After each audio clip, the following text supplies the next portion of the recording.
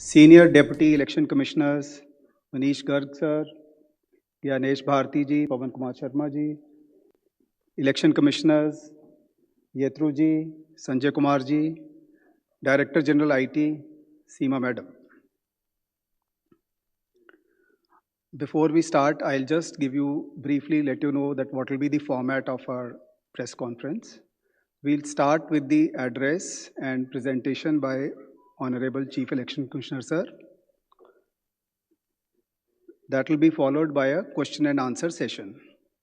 For the question and answer session, as per our previous practice, we will be taking questions in groups of 5, and then Honorable Chief Election Commissioner would be answering in those groups. Before you ask your question, I would request you to kindly introduce yourself and the name of the organization. Thank you all. I'll request you to put your mobile phones on the silent mode. Sir.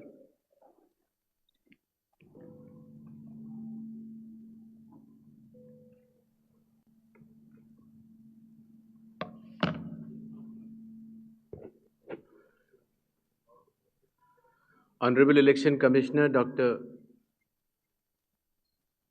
Sukhbir Singh Sandhu ji, Honorable Election Commissioner Dr. Vivek Joshi, election commission के वरिष्ठ अधिकारीगण और सभी media के साथियों,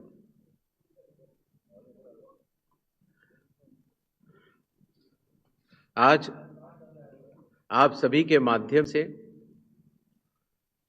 बिहार विधानसभा के आम चुनाव 2025 की तारीखों की घोषणाएं भी होंगी और इस चुनाव में चुनाव आयोग की जो तैयारियां हैं उसके बारे में भी हम आपको बताएंगे। बिहार की पावन भूमि पर 5 वर्षों के बाद अब विधानसभा के चुनाव का आगमन हो रहा है। जैसा कि आप सबको पता है, चुनाव आयोग एक संवैधानिक संस्था है और चुनाव के अपने संवैधानिक कर्तव्य को 2 चरणों में निभाती है। पहला चरण मतदाता सूची बनाना और दूसरा चरण चुनाव कराना। जैसा कि आप सबको पता है, 24 जून 2025 से शुरू हुए विशेष गहन परीक्षण के दौर में मतदाता सूची का शुद्धिकरण किया गया। इन्यूमरेशन का पीरियड 24 जून से 25 जुलाई तक रहा।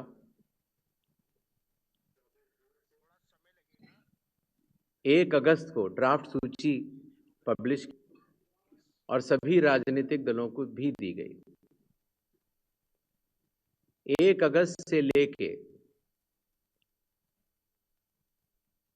1 सितंबर तक क्लेम्स एंड ऑब्जेक्शंस का रहा, जिसमें जिसको भी, चाहे वो मता हो, चाहे वो राजनीतिक दल हो, चाहे उनके बूथ लेवल एजेंट्स हो, उनको क्लेम्स एंड ऑब्जेक्शंस देने का भरपूर समय दिया गया। और उसके बाद पात्रता का परीक्षण हुआ और 30 सितंबर को फाइनल मतदाता सूची प्रकाशित कर दी गई। फाइनल मतदाता सूची भी सभी राजनीतिक दल दी जा चुकी है और अभी भी अगर उसमें कोई भी इलेक्टोरल रजिस्ट्रेशन ऑफिसर से कोई गलती रह गई हो के ऊपर जिला अधिकारी के पास अपील फाइल की जा सकती है। और साथ ही साथ किसी का नाम अगर छूट हो तो वो नॉमिनेशन के 10 दिन पहले तक जुड़वा सकता है। नॉमिनेशन समाप्त होने जो भी मतदाता सूची फाइनल होगी उस पर चुनाव होंगे और उसके उपरांत कोई भी नाम जोड़ा नहीं जा सकता।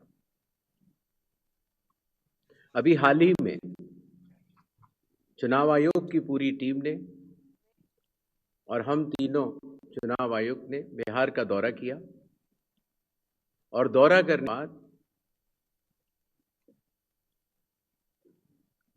जो सारी चीजें समीक्षा के उपरांत आई, उसके तहत ये निर्णय हुआ कि आज आपके समक्ष बिहार के सभी मतदाताओं के लिए, सभी राजनीतिक दलों के लिए चुनाव की तारीखों का ऐलान करें। बिहार में हम लोग सभी राजनीतिक दल मिले, सभी जिला collectors, SPs, IGs, DIGs, chief secretary, divisional commissioners, enforcement agencies, सबके साथ सीएपीएफ के नोडल ऑफिसर्स के साथ बैठकें हुई और आपके माध्यम से बिहार की जनता को चुनाव ये बतलाना चाहता है कि इस बार बिहार के चुनाव नल मतदाताओं के लिए बहुत ही सुगम और होंगे। न केवल पूरी चुनावी मंडली तत्परता के साथ मतदाताओं के साथ खड़ी रही, न केवल लॉ एंड ऑर्डर की व्यवस्था पर पूर्ण निगरानी रखी जाएगी, बल्कि शांतिपूर्ण ढंग से, पूर्ण पारदर्शी तरीके से बिहार के होने वाले चुनाव शायद सबसे अच्छे चुनावों के रूप में परिलक्षित होंगे, ऐसी चुनाव आयोग की मंशा है।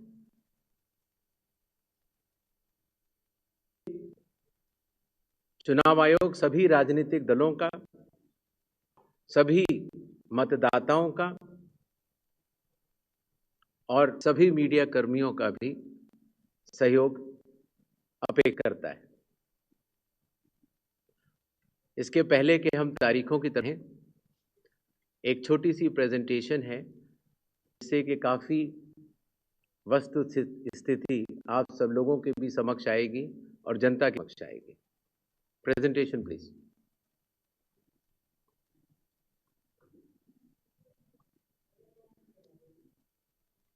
बिहार में कुल 243 विधानसभा क्षेत्र हैं।